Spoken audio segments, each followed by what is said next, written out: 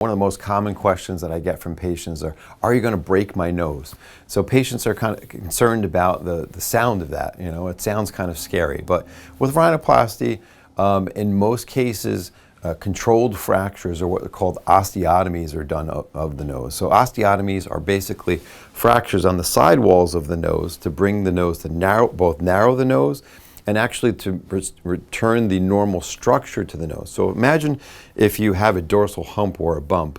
The bridge of the nose is too high and we remove the dorsal hump. Well, if you don't bring the side walls of the nose in, you'd be left with a flat spot where the bump was removed.